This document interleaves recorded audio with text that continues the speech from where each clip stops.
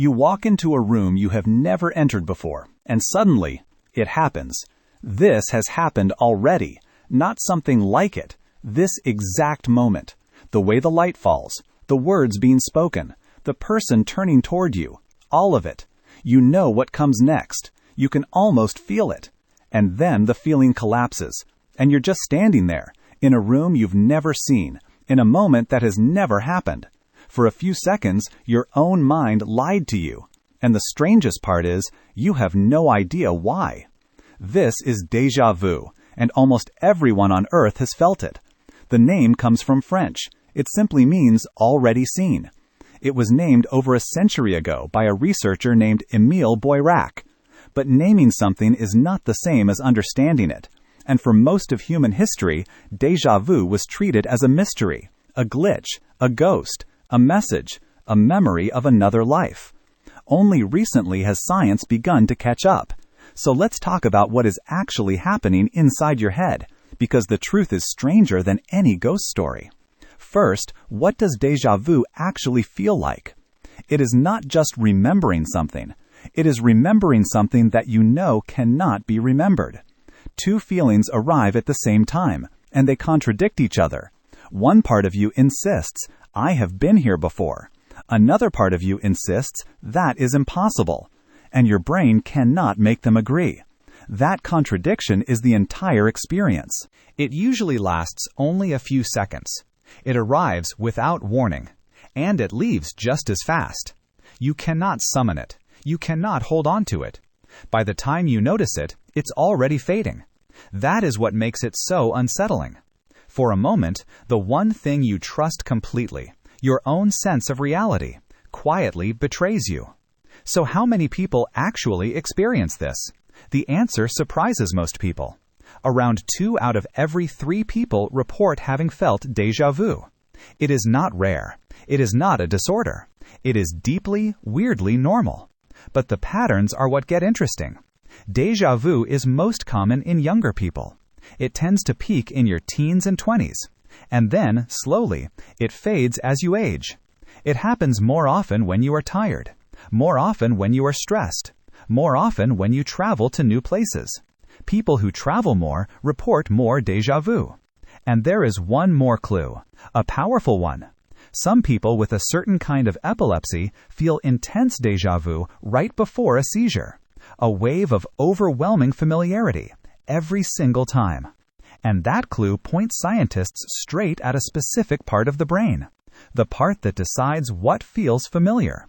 So let's go through the theories, one by one. Theory number 1. The brain glitch. Think of memory not as a recording, but as a process. Information comes in, and your brain files it away. New experiences go into one drawer, old memories into another. Déjà vu may be a filing error. For a split second, a brand new moment gets mistakenly stamped as old. The present gets filed as the past, so the moment feels remembered, even as it is happening. It's like your brain accidentally saved a photo into the folder marked years ago. Nothing is wrong. Nothing is broken. It is simply a system making one small mistake in real time. Theory number 2, the dual processing delay. Your brain does not run on a single track. It processes the world through multiple pathways at once. Normally, these pathways stay perfectly in sync. But imagine one of them lags, just by a fraction of a second. One pathway processes the moment, and then the other catches up. So the same moment gets registered twice. The second signal arrives feeling like a copy, and a copy feels like a memory. So the present arrives, and then arrives again, and the echo feels like the past. Theory number 3, familiarity without memory. This is the theory scientists find most convincing. Your brain has 2 separate abilities. One tells you that something is familiar. The other tells you why it is familiar. Usually they work together. You see a friend, and you know their name. But sometimes familiarity fires, and the explanation never comes. A researcher named Anne Cleary tested exactly this. She built new scenes that secretly matched the layout of old ones. Same arrangement, different content. And people felt it. They felt the familiarity, but couldn't place it. Maybe a new room quietly matches the shape of an old one. The doorway, the furniture, the angle of the walls. Your brain notices the pattern and screams, "Familiar," but it can't tell you where the pattern came from, so you get the feeling of a memory without the memory itself. Theory number 4, attention and perception. This one is subtle and a little haunting. Imagine you glance at a scene, but you are distracted. Your brain records it, but barely, a faint first impression. Then, a second later, you look again, properly this time, and your brain records it a second time, fully. Now you have two versions of the same moment, a blurry one and a clear one. And the clear one feels like it's matching the blurry one, so your brain concludes, "I have seen this before." And technically, it's right. You saw it 1 second ago. Your brain accidentally recorded the present twice. Now, here is where things get tempting, because there are other explanations, and they sound amazing. Some people say déjà vu is a memory of a past life, proof that you have lived before. Others say it's a glimpse into a parallel universe, another version of you, living the same moment. Some call it a psychic flash, a brush with the future. And honestly, these ideas are thrilling. They make you feel like the universe is winking at you. But there is a problem. There is no evidence for any of them. Not one careful experiment supports past lives or parallel selves or premonitions. They explain the feeling, but they predict nothing. And in science, an idea that explains everything and predicts nothing is just a story, a beautiful story, but still a story. So what does neuroscience actually say today? The honest answer is, we are close, but not certain.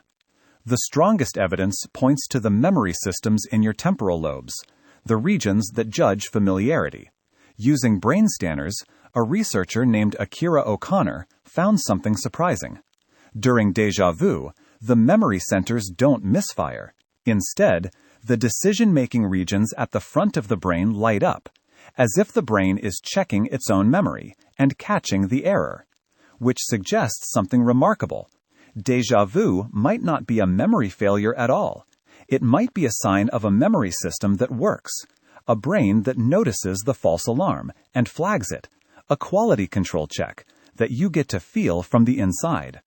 But even that is not the final word, because the truth is, nobody has fully solved déjà vu. We have strong theories and growing evidence, but we still cannot summon it or fully explain it.